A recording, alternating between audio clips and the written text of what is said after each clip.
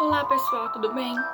Hoje eu tô aqui para falar sobre a terceira parte da obra Os Sertões, intitulada A Luta, onde o narrador fala da Guerra de Canudos e dá detalhes das 4 expedições com uma visão mais parcial e humana do conflito, de forma a apontar a fome e a miséria dos revoltosos. Para começar, o narrador aponta outras revoltas que o governo teve que lidar naquela época, como por exemplo, da cidade de Lençóis, no povoado de Brito Mendes, em Jequié e entre outros lugares.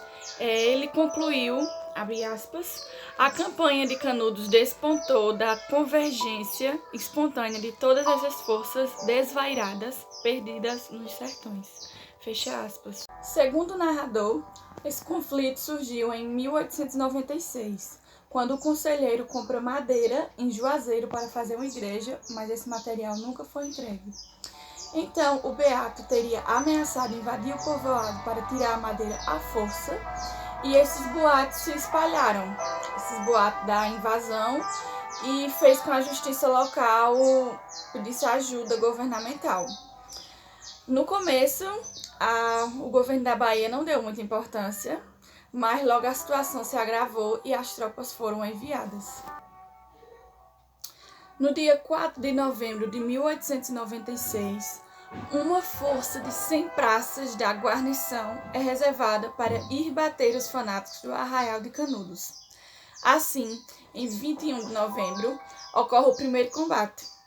Os seguidores do conselheiro trazem uma bandeira do divino e uma grande cruz de madeira, e esses combatentes levaram velhas espingardas, foices e varapaus para lutar contra os soldados do governo. Enquanto outros fiéis mostram imagens de santos, rezam e desfiam rosários de coco.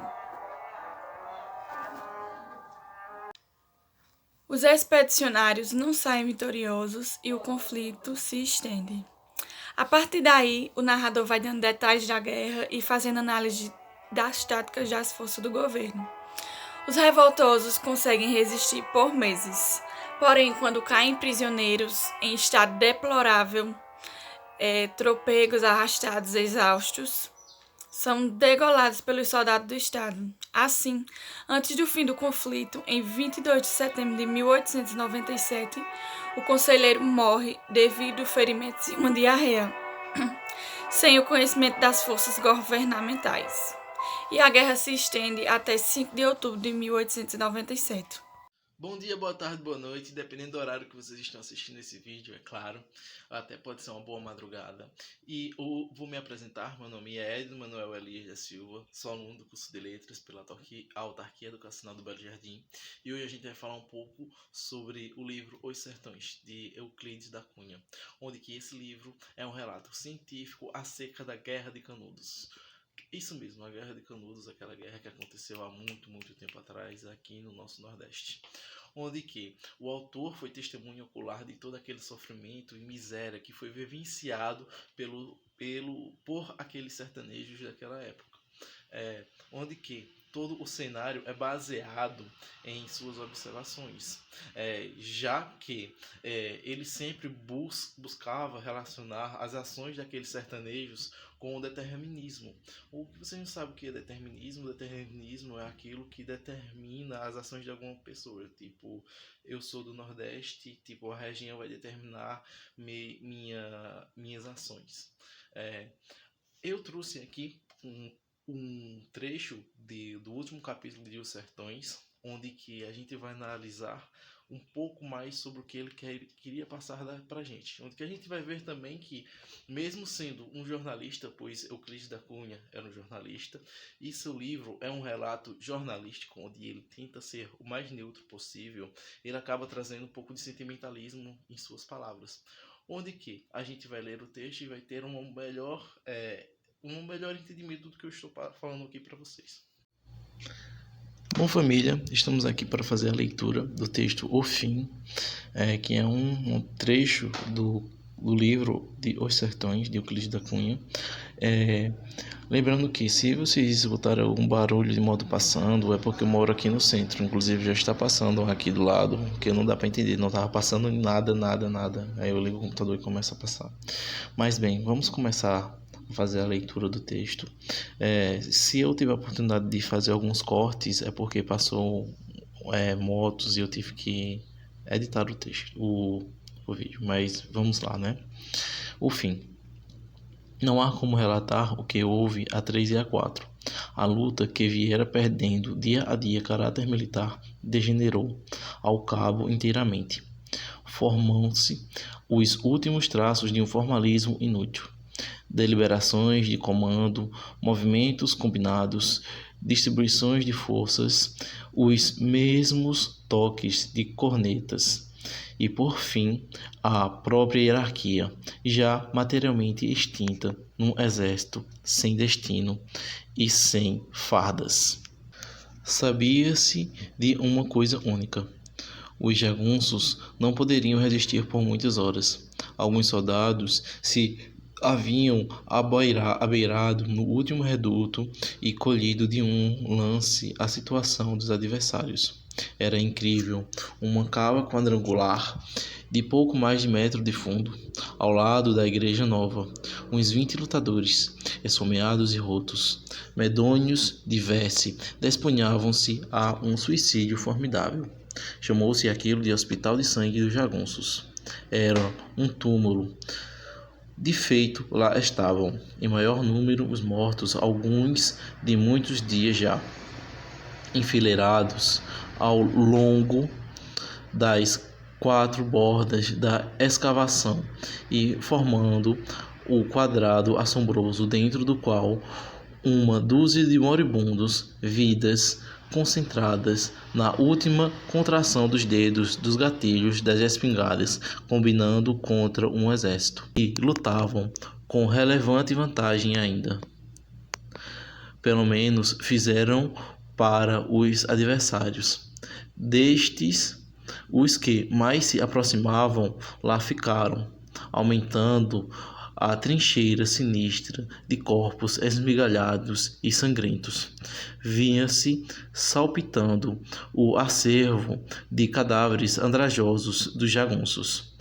Listras vermelhas de fardas, e, entre elas, as divisas do sargento ajudante do 39º, que lá entrara, baqueando logo. Outros tiveram igual destino. Tinham a ilusão do último reencontro feliz e fácil. Romperam pelos últimos casebres envolventes, caindo de chofre sobre os titãs cambaleados, fulminando-os, esmagando-os. Mas eram terríveis lances obscuros para todo o sempre. Raro tornavam os que os faziam. Aprumavam-se sobre o fosso e salpeavam-lhes o arrojo, o horror de um quadro onde a realidade tangível de uma trincheira de mortos, argamassada de sangue e esvumando puns, vencia todos os exageros da idealização mais ousada e salteava a atonia do assombro. Canudos não se rendeu. Fechemos esse livro. Canudos não se rendeu. Exemplo único em toda a história. Resistiu até ao esgotamento completo. Expugnado, palmo a palmo, na precisão integral do termo. Caiu no dia 5, ao entardecer, quando caíram os seus últimos defensores, que todos morreram. Eram 4 apenas, um velho, 2 homens, feitos e uma criança, na frente dos quais rugiam raivosamente 5.000 soldados. Faremos a tarefa de descrever os seus últimos momentos. Nem poderíamos fazê-lo esta página, imaginando-la sempre profundamente emocionante e trágica, mas ceramo-las vacilante e sem brilhos. Vimos quem vinga uma montanha altíssima, no alto, a par de uma perspectiva maior, a vertigem. Ademais, não desafiaria a incredulidade do futuro, a narrativa de pormenores em que se amostrasse mulheres precipitando-se nas fogueiras dos próprios lares, abraçadas aos filhos pequenos, e de que modo comentaríamos com a só fragilidade da palavra humana o fato singular de não aparecerem mais, desde a manhã de 3, os prisioneiros válidos colhidos na véspera, e entre eles aquele Antônio Beltinho, que se nos entregara confiante, e a quem devemos preciosos esclarecimentos sobre esta fase obscura da nossa história. Caiu no arraial às 5. No dia 6, acabaram de se destruir, desmanchando-lhes as casas 5.200, cuidadosamente contados.